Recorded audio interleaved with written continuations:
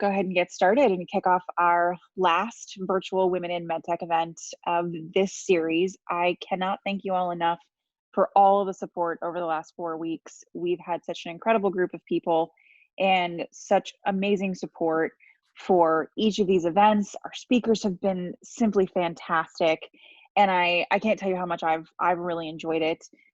It's just been a really great experience. I thank you, New Hope, for all of your work and the tireless efforts that you put forth on behalf of people all over the Commonwealth. I also want to give a real quick sponsor shout out and say thank you to Sunrise Labs, the Mullings Group, and Zymedica. We could not do our events without sponsors. You are an incredible support system for us. You speak at events, you host, you contribute in so many ways. So thank you to all of our sponsors. I think this is a great time to turn it over to Danielle. And Danielle, thank you so much for taking the time this morning to chat with us and to join us. We are incredibly excited to have you presenting and hear your story, so please take it away.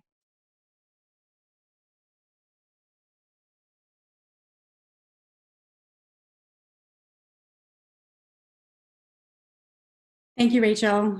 Good morning to you and everybody who is on the call, and thank you so much for the introduction and for inviting me to be a part of this event that you're putting together. I'll tell you a little bit about myself. My name is Danielle Sicard, as you mentioned. I'm a mother of 4 children. My children age and range from 18 to 26. I feel like I should still be saying, 11 to 16, but yes, I have a 26-year-old. I've been a town clerk for the past 10 years for my day job, and former careers for me included being a business owner where I had about 200 students and a teacher, and I was the operations director for the Attleboro YMCA prior to becoming a town clerk. I've been involved in many leadership type volunteer programs, including being the chairperson for the Deutsche Bank PGA golf tournament, where I oversaw and helped ran a 1,500 person volunteer crew. And I'm currently the governor's appointee for the Massachusetts Victim Assistance Witness Board. And what does any of that really matter? It really doesn't matter, except I'm also a survivor of domestic violence.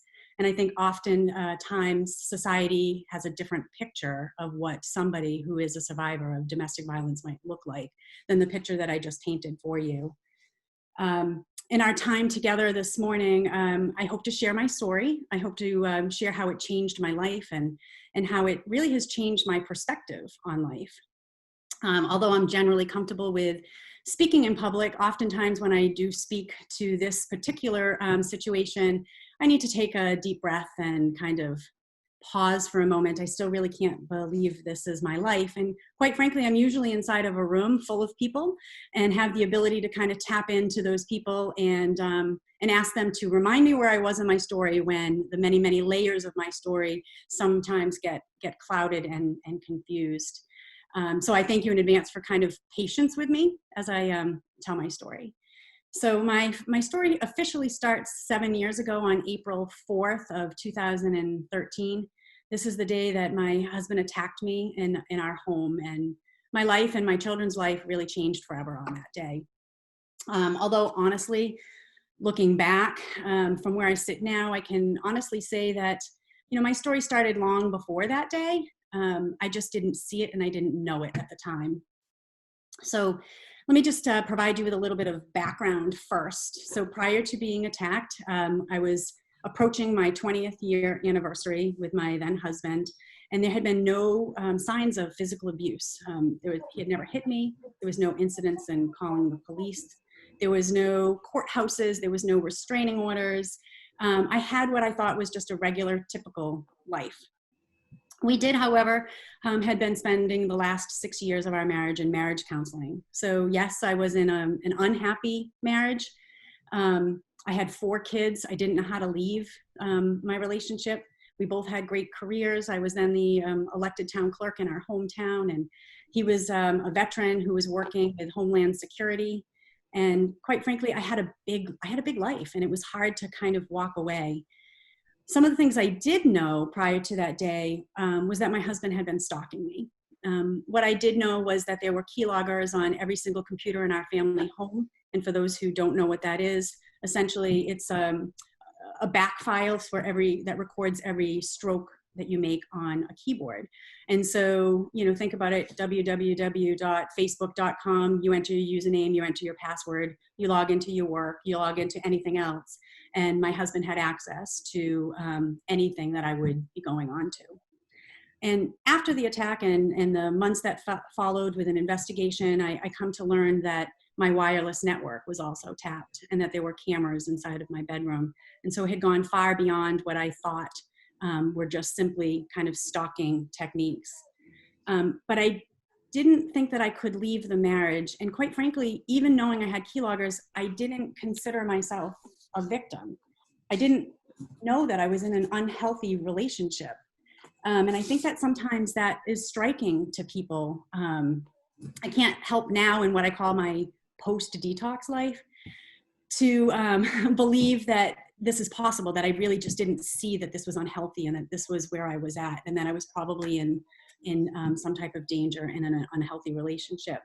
Of course, now it's clear to me that, you know, and again, I call it my post-detox abusive life, where kind of the clouds disappeared and I can see clearly what I was in, and it's obvious to me that I was in an emotionally and a sexually abusive marriage for the entire marriage. So I'm going to back up just a little bit. 6 months prior to that April 4th date where I was attacked, was really on September 9th of 2012 was really the first full incident that I could say that was a physical incident. I woke up that morning and knew things had happened the night before, that things were wrong. And as the day kind of went on, it was clear to me that I had been drugged and that I had been raped the night before. I did call my husband out on that. He proceeded to tell me that it wasn't what I thought it was, and that it was probably the best sexual evening that we had had in our marriage, and that I didn't really know what I was talking about, which is pretty typical for abusive relationships and how my marriage was before that. I was crazy. I didn't know what I was talking about. And I believed that. Although I was pretty adamant, so much so that I had gone to the doctors, I had gone to our marriage counselor, and I knew deep down that something was wrong. This was the first time that I just knew something was wrong. And quite frankly, I was horrified and sickened by the event, and we separated at that time. Now, that separation was different than what you would think. Somebody drugs and raped you, you think, get the hell out, right? Instead, at that moment, I knew I needed to kind of take it slow, and we separated into separate rooms in the house. I still don't know why I thought, not being hit, that I needed to take it slow, but I just knew I needed to take it slow. And yet after that incident, I still didn't consider myself a victim. And that just is, it's a powerful statement. I really had no idea that I was a victim. Just 6 months later and 4 weeks prior to being attacked on March 7th of 2013, I finally got the courage. I finally had the courage to tell my husband that I wanted a divorce. And going into this conversation, I had put together what I now know is called a safety plan. I had sent my children out of the house for the evening. I had packed a bag for them. Their school bags were in the back of my car. I had a phone hidden close on my body. I called one friend who knew what I was about to do and had said to her, if you received a text message, a phone call, any type of communication from me, please just call the police. I also had called a neighbor who I had no idea that we were even separated, and said, if my front porch light goes on, could you please call the police tonight? Don't come over, don't ask any questions. But I knew deep down I needed to have a safety plan. So think about that for a second in your own lives. To have a difficult conversation, sure, it was a difficult conversation with your spouse, yet putting together such an extensive safety plan and not really knowing that that was not normal. You know, it was just kind of on autopilot, and I knew that I needed to do that. And luckily that night I didn't need that safety plan. It really appeared that although it was a difficult conversation and he wasn't happy, that he was going to let me walk away. Quite frankly, I remember feeling such a sense of relief afterwards and thinking, you know what, I am stupid. I don't know what I'm talking about. He's right. I could have left a long time ago. This was all ridiculous. And over the next 4 weeks, my then husband was the perfect husband, the perfect father. He seemed to kind of understand and connect all the dots from 6 years of marriage counseling. And anything that we had talked about and asked for, all of a sudden, he was doing it. Now I didn't waver on the separation, but I did really buy in hook, line, and sinker that he was going to give me a divorce. And on the morning of April 4th, as a separated couple, he wasn't allowed to be in my bedroom. We had a written document as such. But really, I only had 4 weeks before our plan was for him to move out of the house. My son was coming home from his freshman year in college, and I only had 4 weeks. And so my MO at that moment and at that time was smooth sailing, no arguments. He's agreed, he's going to leave. Just keep it cool, calm, and collective. And so when he walked into my bedroom, although I was unhappy, I didn't get into any kind of altercation or argument with him. He walked in the room and he told me that he had been to a chiropractor the day before and that he had had the best night's sleep and that, gee, we were both under the same really immense stress in our situation right now. And he asked me to come and sit on the end of the bed. And he wanted to show me that relaxation technique. And so I did. I sat on the end of the bed. And at that time, he placed one hand on my shoulder and another hand underneath my chin. And he told me to look at a picture that was on the wall in the room and to take deep breaths. And during the third set of those deep breaths, probably around count number 6, he then proceeded to try to snap my neck. And at that moment, I lunged forward on the bed, and I have trouble even saying it. This was my thought as I lunged forward on the bed. That was a pretty crappy relaxation technique. Okay, yeah, you can laugh. Those listening, you can laugh. That was my thought. I'm falling towards the bed and I'm saying, well, that was a pretty crappy relaxation technique, a safety plan 4 weeks before that. And now, what a crappy relaxation technique. And it wasn't until his body followed me on the bed that I realized, oh my God, this is what I had planned for 4 weeks earlier and that I was about to fight for my life. It's such a powerful thing for when I look back at that, how powerful his emotional abuse was on me and all that time, that he was able to manipulate me in just 4 weeks to kind of believe that I didn't know what I was talking about. He was going to give me a divorce.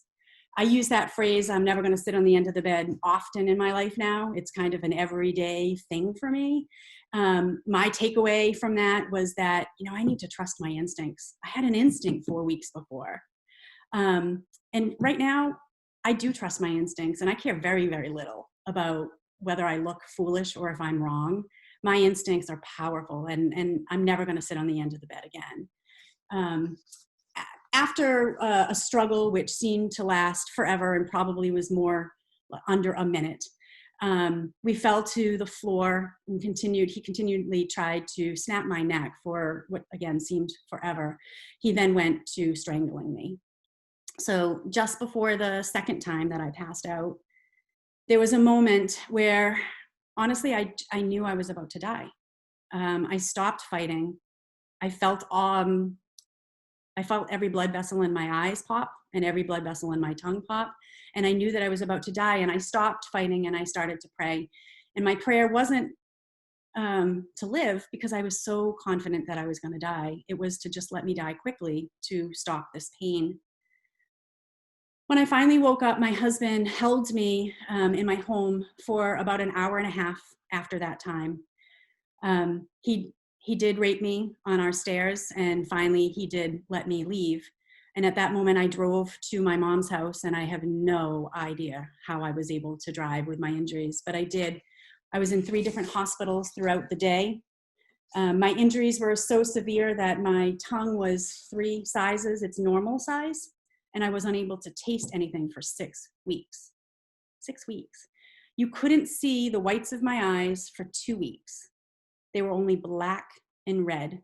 And I was told by countless doctors and police officers and district attorney's office and court personnel, and including my New Hope advocate, which I will refer to as my angel, that they had never, ever seen the signs of petechia and strangulation this severe on anybody who was still alive. Everything I knew to be true in my life that day changed forever. My safety, my financial security, my understanding of trust, my understanding of love, everything that my children knew, their foundation, every hope and dream that we had for our family, it was cracked in just this one moment and this one day. My husband was charged with aggravated assault and battery, intimidation of a witness, rape, and attempted murder. And despite the DNA evidence that was found on the stairs where he raped me, he was only convicted of aggravated assault and battery. He was sentenced to 2.5 years in prison, and this November he will complete his 7 years of probation, and another phase of my victimization will continue as he is released from that obligation with the courts. I, like most victims, struggled with the many phases and the realities of being a victim. I've gone through depression and anger and fear and what I call justified paranoia, PTSD and hypervigilance. After the attack, I was afraid of everything. If I could have this happen to me in my home by a person who loved me, I felt fear everywhere outside. I just was afraid of everything in my surrounding. My anxieties were so severe that it was really eating me alive. I went from a size 8 to a size 2 and lost 40 pounds. Don't want that diet, but wouldn't mind the weight loss.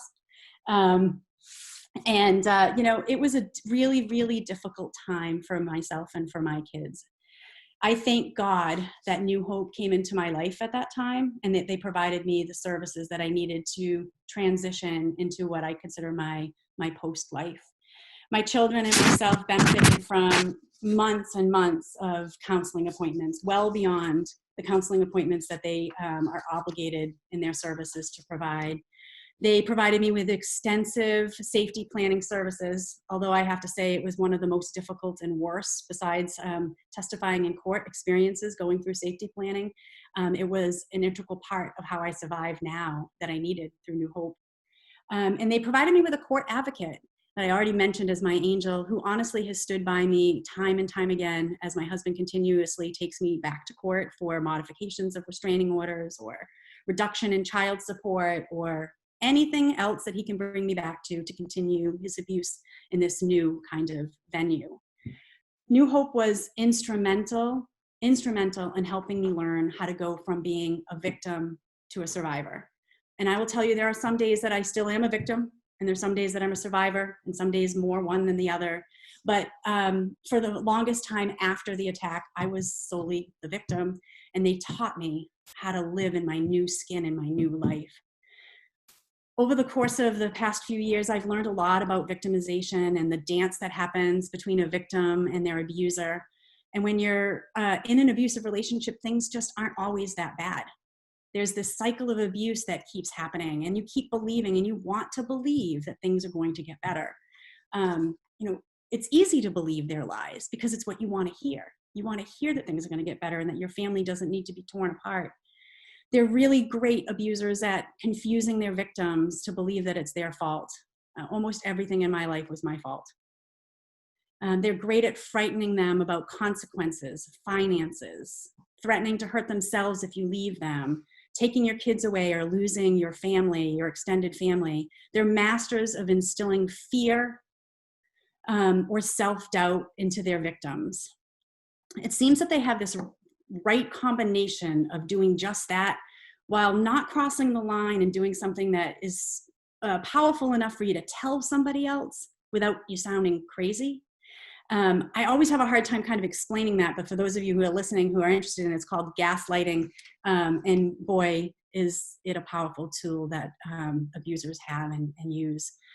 Also, abusers are manipulators, and part of what they do in manipulating is image maintenance and image management. Let's take a news story for an example that you read or hear about on TV about a couple in your neighborhood that the husband apparently has killed the wife. How often do you hear that neighbor say, "Yeah, I knew it. I knew that was a man who, was abusing his wife"? Never. You always are hearing the shock about this person, and that it's not possible. He was such a nice guy. I can't imagine that this was happening in their life. And oftentimes abusers appear to be friendlier and more stable than their victims, and that's on purpose. That's part of their control and their image maintenance. Abusers are not dumb people. They're pretty darn smart, I've come to learn. I'd like to tell you a little story about a woman who I had met. I had gone into church and my pastor had asked me to meet with this woman during church separately. She clearly was in an abusive relationship and was in danger. And throughout the time that we were having our conversation, I remember that moment when she all of a sudden saw what I saw in our conversation. She saw the risk and she saw the danger that she was in. And I'll never forget that moment that cloud disappeared. And it was literally a distinct moment where her face went from living in her reality to living in fear. And you know what? At that moment, she had no choice. She had to leave. You can't fake once you know. Once you know what you're in, you cannot fake that anymore. She had no choice but to have to leave. The inability to see what's going on is not that a victim is not smart. It's actually their defense mechanism that keeps them there and lets them stay in their reality until they are ready to leave. I think that's such an important thing for people on the outside who always want to say, well, why doesn't she just leave? That's a question that I have a really hard time with, but let me tell you, victims just want to be believed. They need desperately to be believed. I can't imagine being able to walk away without the truth that I had, the pictures that I had, the police reports that I have. And I give victims who actually walk away so much credit for their ability and their strength to be able to do that, because I didn't do it. I didn't walk away. I had help in being able to walk away. You know, I lost many things that day. I'm no longer the person that I once was. I live a very different life than all of you. I know how to change my name. I know how to change my social security number. If I needed to disappear right after this broadcast, I can do that. I have money, I have a car, I have a safety bag. I know what state I would go to. Every day I can't post things on Facebook like you might, of where you're at and what you're doing. I can post them after the fact, but I can't do it because I don't know if my stalker ex-husband is still watching. I don't know what the future holds for me and whether or not he's going to come back after me again. But I do know I have a plan, and I do know that I will be ready if he does. Lots of people in my life, mostly my family and my friends who love me, have a hard time hearing me say that. They want to believe that my life is just normal again, and they can't stand the thought of me running away or living in fear. I figured out how to keep, my safety plan close without making it their burden, but still live my life. And I really have New Hope to thank for that. Honestly, could not have done it without New Hope. And so I'd like to tie that just a little bit, my story, to perspective. And I feel truly blessed in my life. And I know after hearing my story, that might sound weird, but I choose to see the good and what has become of my life on the other side of this horrific ordeal. I like the person that I am now. I've chosen not to let it define who I am or who my children are. And it was a very conscious decision. I'll never forget the day 9 months after the attack, after the trial was over, where I sat in a room sobbing and really talked to myself and said, he's still winning. He's still controlling you. You won't leave the house. You need to figure out how to live. So what's the lesson here? For me, my story provided me with some defining moments that taught me the power of perspective and a can-do attitude. Oftentimes, when life provides me with a challenge or a fear, I ask myself, is this going to be worse than what I've already been through? I get ready to have these talks or put myself out there in my profession or going on the witness stand. And I say to myself, no one's going to try to kill you, Danielle. I know that sounds really silly, but that's my perspective. I've already hit the bottom. There's not much that's going to hold me back now. And I'm sure some of you sitting here can relate to having a life-altering moment in your life. Maybe it's been cancer or a death of a loved one. Maybe it's been a divorce. Nonetheless, it's something that's changed your perspective, the way that you saw yourself, the way that you saw the world, and it's changed the way that you do things. Maybe you haven't had one of those moments. Maybe for some of you at home, it's COVID-19. Maybe it's the fear. Maybe it's struggling with that fear of the unknown or missing the things that you can't have anymore. I don't know what that is. But my final thoughts really, I had a boss early on in my career and one of my very first professional jobs who asked me at my very first staff retreat to come up with a motto. You know, what is your motto? And the motto that I came up with so many years ago was, everything happens for a reason and always look for the positive.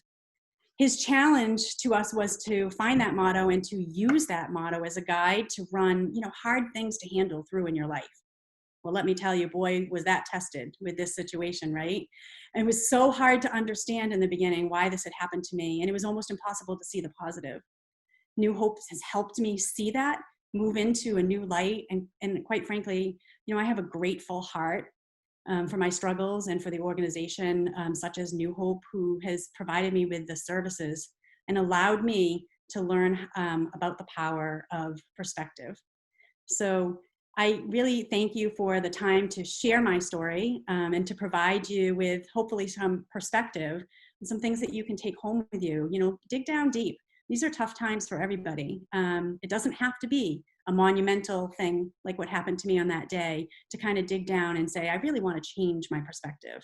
I have two ways to look at this, and I'm going to choose to look at it from a positive way. And quite frankly, that's the best way to help your own mental health. So thank you very much for the time. I'll turn it back over to you, Rachel. And if there's time later, I'm happy to answer any questions. I'm at a loss for how much to thank you for your story. That is incredibly inspirational, and it's one of the reasons we wanted to have you on so much. There are no words other than you have done so much, you have come through so much, and I think that is incredibly inspirational. And I thank you for sharing your story with us. I think though you pointed out so well the work that New Hope does and what it's meant for you. I think that's what encourages all of us to want to be involved with the program. And thank you. Thank you for sharing. I know that's gonna stay with me for quite a while, and it's such amazing words. Brian, I'm gonna give it over to you because I might be blubbering at this point. Sure. Thank you, Rachel. And Danielle, thank you so much. I can't imagine how difficult it is to talk into a computer screen and tell that story. But you did an incredible job. And of course, your words are very inspirational. And I want to thank you for your bravery in doing that with us today. And just thank you for inspiring us. I am really pleased, although I'm a little bit of having to follow the presentation, but I'm going to do my best. If there's one thing we've learned in the past, let's just call it 9-10 weeks, it's the value of leadership and strong leadership. And when I say strong, I don't just mean leadership that pounds the table. I mean leadership that has empathy, that has understanding, that understands how to get things done. And I can't think of somebody who personifies that more than our Attorney General, Maura Healey. 10 weeks ago, I received a call from her on a Sunday morning, which is either the most, it's either one of the coolest moments of my life, but I do remember being a little bit scared that the Attorney General was calling my cell phone on a Sunday morning. But it was, thankfully, we got a chance to connect, and I was so in awe of General Healey's concern and her ability and desire to get involved and learn about everything she could about how Massachusetts could overcome this COVID-19 crisis. And I know her leadership. This has been a public health emergency and several other things. So General Healey hasn't always, been in the daily briefings, but her leadership, pushing our leaders and the people that needed to be involved in this fight to get involved in this COVID-19 fight, I think has made a profound difference in this, in how this state has has fought off at least the first wave of this terrible crisis. And I was inspired by her. I'm still inspired by her. I'm so excited to have her join us today to talk to us. So I said to Rachel, please let me just introduce General Healey so I can have a little bit of that. I didn't know I was going to follow such an inspiring story that would take away all my ability to talk. But again, thank you, Danielle. General Healey, welcome to our program, and I'm pleased to just turn it over to you. Well, good morning, Brian. First of all, I just I want to thank Danielle. I have the privilege of serving with Danielle on the board of something called the Massachusetts Office of Victim Assistance, and MOVA is an organization that is a statewide organization that's there to help provide resources, funding, and the like to survivors and victims of domestic violence and victims generally. And having Danielle's voice on the board has been really personally, profoundly moving and also of tremendous impact. And I just, I can't thank you enough, Danielle, once again, for sharing your story and being so vulnerable, helping to break stigma, and just talk about it. And so it's appropriate that today's session is inspire and be inspired. And there's no better person who represents that than you. So thank you. And to the folks out there and those at New Hope, I think we know right now just how dangerous a time it is in so many homes as people are literally quarantined with their abusers. And I was really sad, though not shocked, to wake up the other day to a story about the poor woman who was murdered by her husband in Dover. Incidentally, my office had actually prosecuted that doctor last fall. He entered into a settlement agreement with us, but basically he was falsely billing over at St. Elizabeth's where he practiced. And I remember hearing the stories at the time from my team that he was a bully on the job too, and threatening retaliation against those who had reported him. I never could have imagined that 6 months later, he'd murdered his wife, and makes me think a lot about that right now. And if there's anything we could have done or seen. Needless to say, this is a serious issue, and we teamed up a few weeks ago with MOVA, my office, to try to get the word out, literally creating flyers that we could put up in laundromats or grocery stores in different languages so that women would know that there's a number to call through our SafeLink hotline, 24-hour hotline, and that even if they're not ready to leave, there's a place to make plans and a number to call. And we've just tried to raise public awareness about this issue because, unfortunately, reports of domestic violence, of course, have dropped.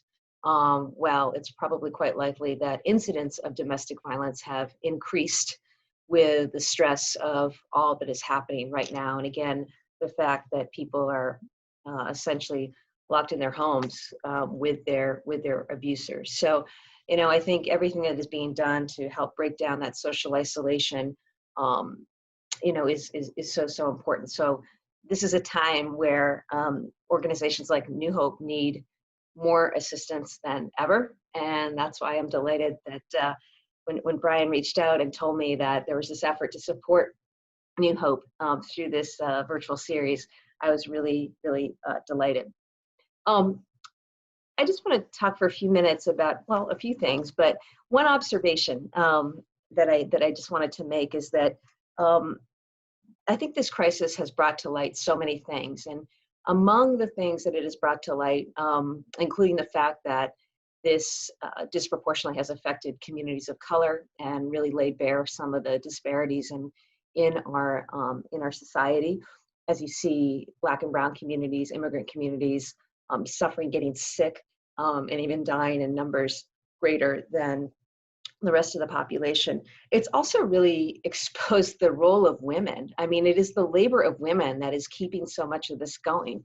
1 in 3 jobs in this country that have been deemed essential are held by women. They are 72% of grocery store workers. They are 89% of home healthcare aides, 91% of nurses, just to name a few. And in addition, this is happening at a time where women who have traditionally held duties at home with kids, with taking care of aging parents, have been asked to do even more.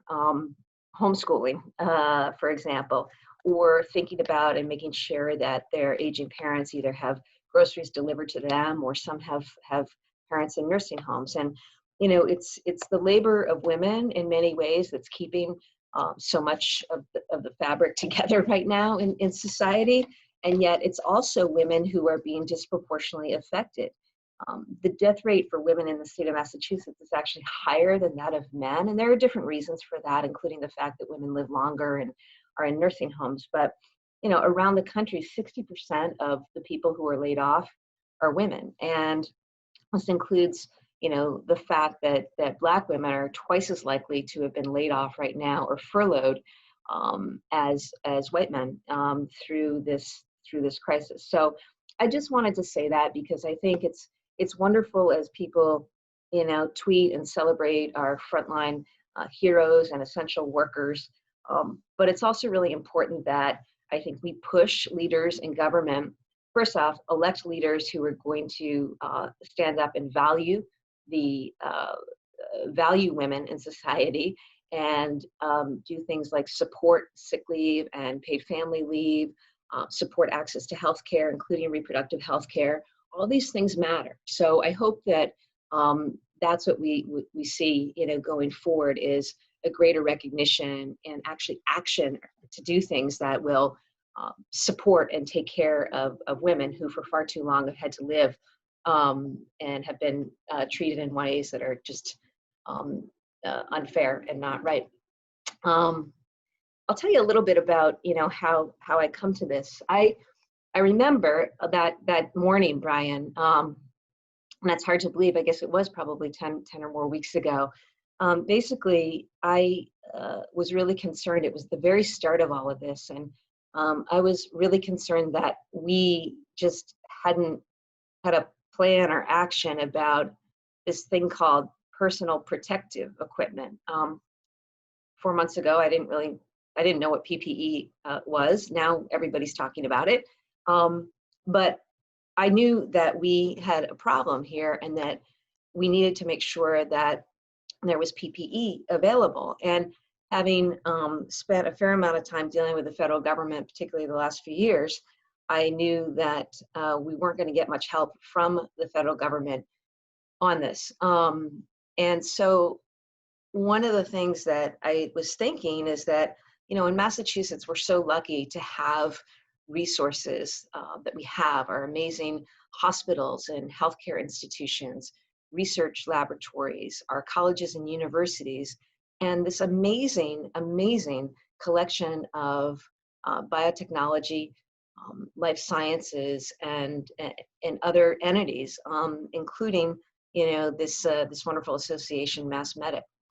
And so I was thinking that, boy, if there's going to be a state that can really conquer this and take this on, figure this out, it's got to be Massachusetts. So I made a call over to Bob Coughlin at Mass Bio, and I made a call to Brian, and just we started a conversation about how we could mobilize resources in this state, our amazing companies, to see if they could either donate or manufacture or secure through their own supply lines PPE for, in this instance, you know, it was really focusing on our healthcare providers, but PPE generally. And Brian and I hadn't met, but I immediately took to him, and I cannot tell you, if I were going to go to battle with somebody, it would be Brian Johnson, because he was all over it and chasing down leads, talking to companies.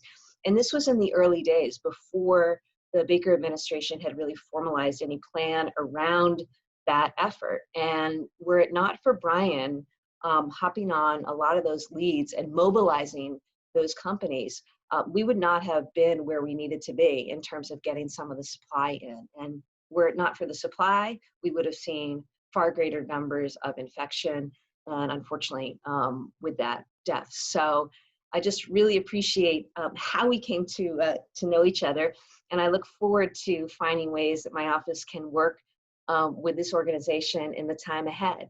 Because I do think that this whole pandemic has effectively broken apart so many of the conventions and norms and the way we do everything, from the way we work to the way we educate our kids to how we access healthcare.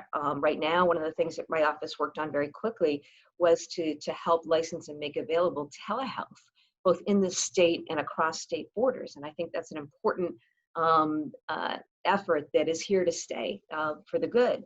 I think about the changes that we're going to make now with voting. We're probably going to be a state, hopefully, that moves to vote by mail. So I think about, all of these things as truly opportunities, not to rebuild. I never use the language rebuild because in my view, so much wasn't working. I mean, we put out a report the other day that basically mapped rates of air pollution in communities and showed that communities with bad air understandably have worse health outcomes and also are the ones hardest hit by the coronavirus right now. So communities like Chelsea and Lynn, Brockton, Lawrence, Lowell, not rocket science, people probably knew that, but to really put a face on, boy, this thing about the environment and how we allow stuff to be, cited in communities or permitted in communities, it actually really matters to people's health.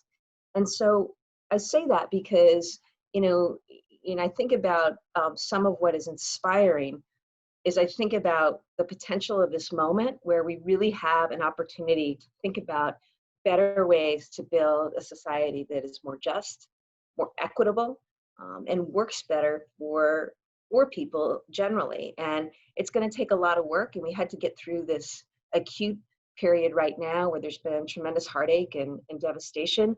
But I do think we can use this as an opportunity to really leapfrog and do some things that people didn't think were possible. Getting to that, I run a state agency of about 600 people. We have 4 offices around the state. And we very quickly became a virtual office. And, that's not always easy to do sometimes when you think about state government and the ways of doing things. But I'm really proud of, in particular, my IT and operations folks who, within a matter of 2 weeks, took our whole office virtual. So we were actually virtual before the rest of the state went virtual. And that enabled us to really keep things running. We kept open all of our healthcare hotlines, fair labor hotlines, consumer hotlines. I don't know if some of you belong to Boston Sports Club, but early on we got a ton of complaints because they were still charging fees on the gym membership, and we had to work with the company to get refunds. If any of you haven't gotten a refund, email me or call my office and we'll make sure that you do. We had school trips that were canceled, and we had to work with companies like EF. We're still trying to resolve that so that families could get refunds. A lot of complaints from workers who had a lot of trouble getting through to the Division of Unemployment Insurance and get benefits. And just generally questions about, things like paid leave policies and the like. It was a super stressful and busy time. And, one of the things we were pushing for was a lot of data and transparency from the government about the numbers, because people were scared and wanted to know information, and that's something that we made a big push for. And we also have spent a lot of time recently trying to help our small businesses. There are 122,000 small businesses in Massachusetts, and so many have fewer than 20 employees. But the fact of the matter is these businesses haven't been getting help from the PPP program that the federal government set up. And so we're continuing to advocate for small businesses.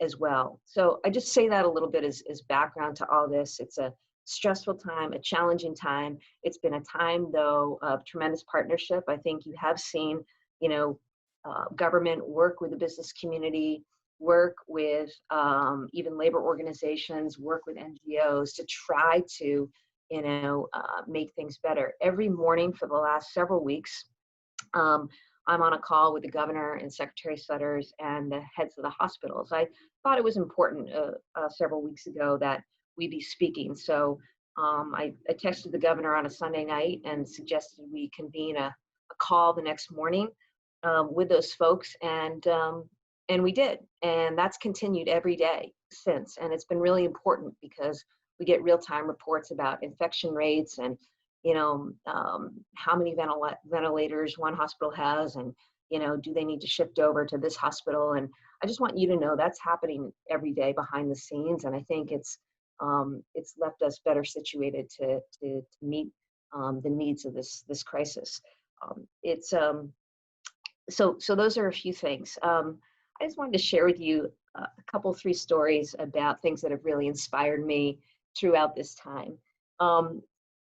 One of the things that I've seen this tremendous outpouring of empathy and compassion, and you know that's taken the form of some people making masks, which is really amazing to see the number of people out there with their sewing machines, some who are learning to sew for the first time, out there making masks and giving them to people, which is literally a life-saving act. It's a beautiful act right now. That's been inspiring. I've also seen a recognition that there are a lot of people who are suffering right now from real food and housing insecurity. And we really need to meet those people where they are and target resources there. So I got a call about 6 weeks ago now. I can't remember, the time is all melded together, I suppose, for all of us, but I think it might be 5 or 6 weeks ago, from a friend of mine, Gladys Vega. Gladys is a force of nature. She runs something called the Chelsea Collaborative in Chelsea. And she called, and I could hear the desperation in her voice. And she said, Maura, I'm running out of food. The Chelsea Collaborative runs a food pantry as part of its many activities. And she had people in line that afternoon, and they were running out of food.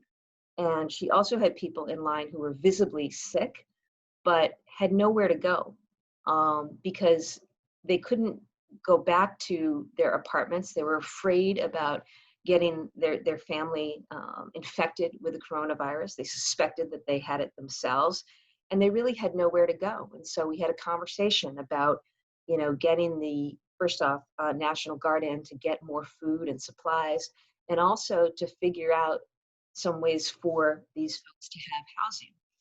And, you know, ultimately more housing was made available, and hotels and the like. But, you know, I was just really glad that Gladys, who sits on my New Americans and Race and Equity Council, could just call up and let me know what was going on. And then we decided from that we needed to really attack this. And so we worked together and we created a couple of things. One was a flyer. It was basically know your rights, you know, for people out there. The fact that there's no debt collection, no evictions right now, no foreclosures. You know, if you're scared in your workplace about your safety conditions and you don't know where to go, you know, or you're afraid about being retaliated against if your employer says come to work but you're sick, you know, here's the number, call our office. So we wanted to get that information out.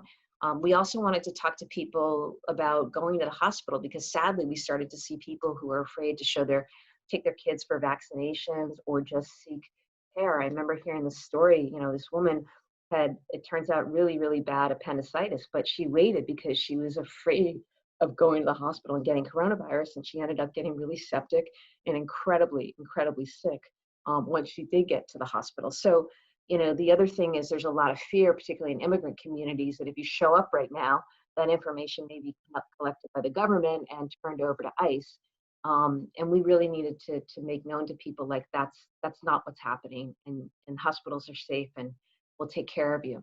And so we created these flyers, and I had the opportunity, it was 2 weekends ago, 3 weekends ago now. I went over to Chelsea and stood in the line there and handed out, diapers and food, other supplies, but also our flyers that were in multiple languages. There, a high Spanish-speaking population, and literally talked to people, on the spot, including one woman who was threatened that morning with eviction by her landlord, and we were able to say, no way, you can't do that.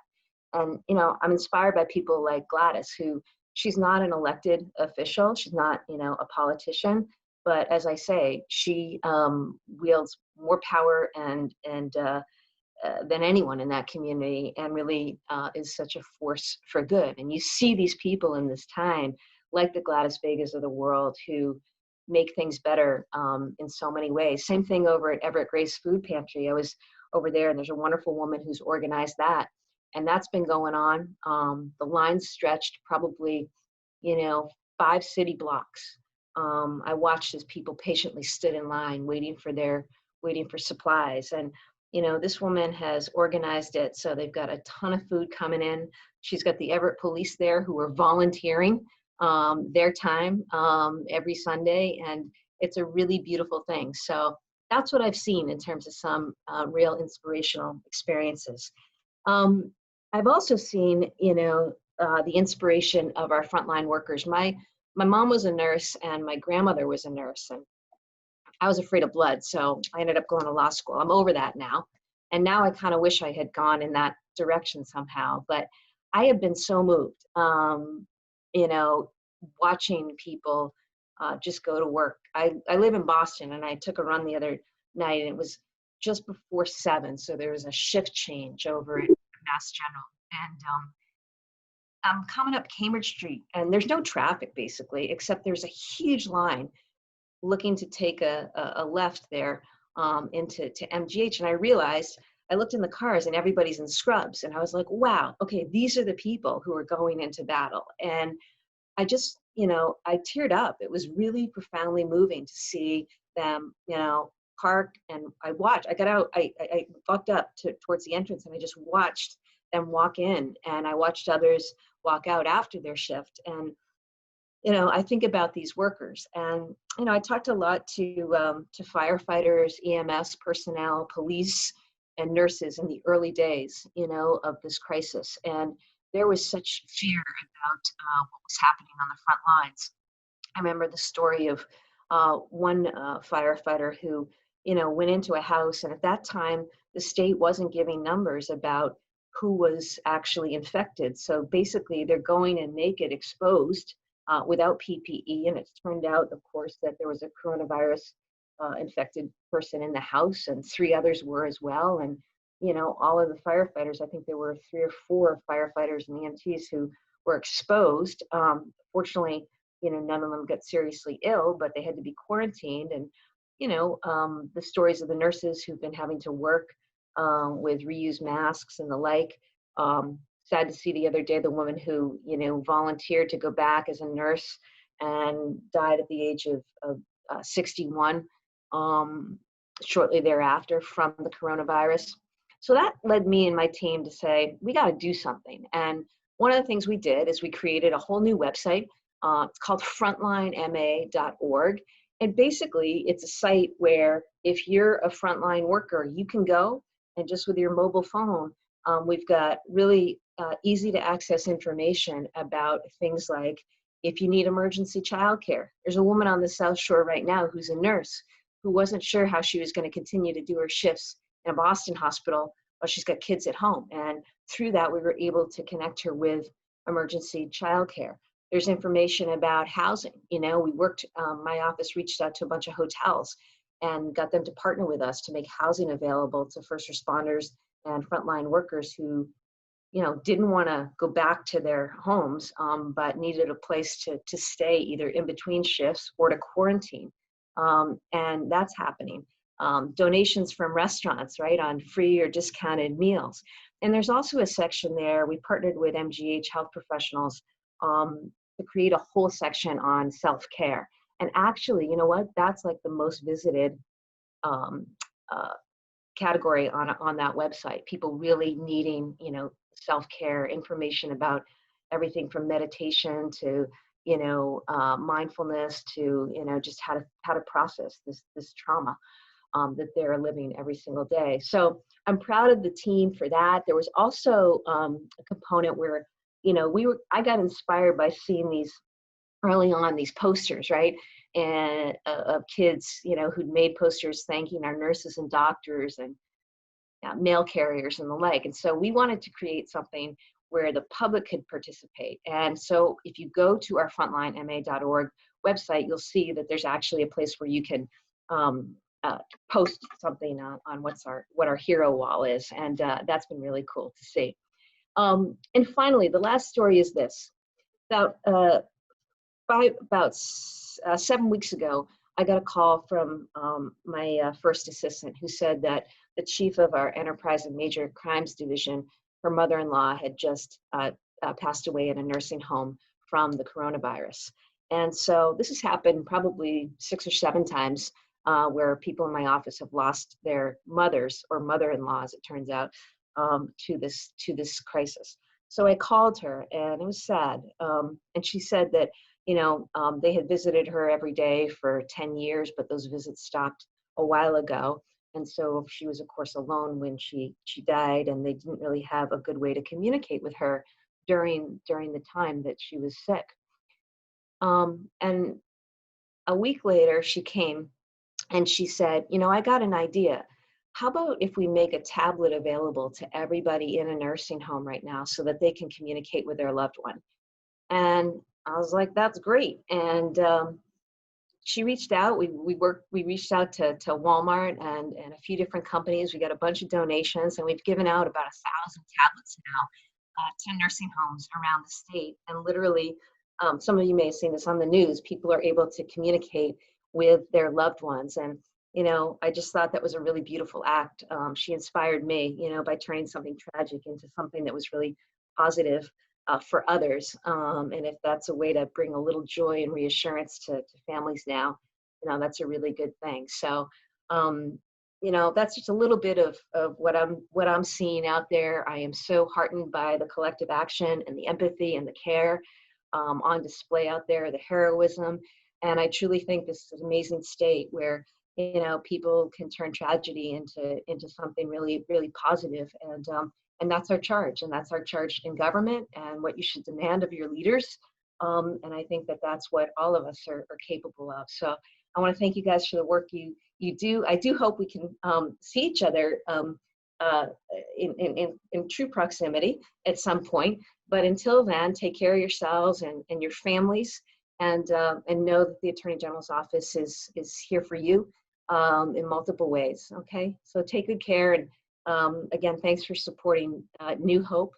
And Brian, thanks for being such a good friend. Thank you, General Lee. Thank you so much for your words. You inspire us. Well, my pleasure.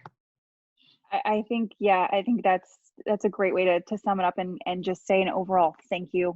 Thank you, Attorney General. Thank you, Danielle. This has been honestly I love all of our sessions, but this was probably my favorite session. I really, really, truly appreciate everyone who has given their time and their support for this program. We could not do it without all of you, and this has just been amazing. New Hope, thank you, Marsha, Maria. You guys do an amazing, amazing job and have helped pull all of this together, and we are so excited to be supporting you. I can't say anything else other than thank you. So I think it's probably a good time to wrap up. Have a wonderful rest of your day and rest of the week, and go be inspired. This was truly inspirational.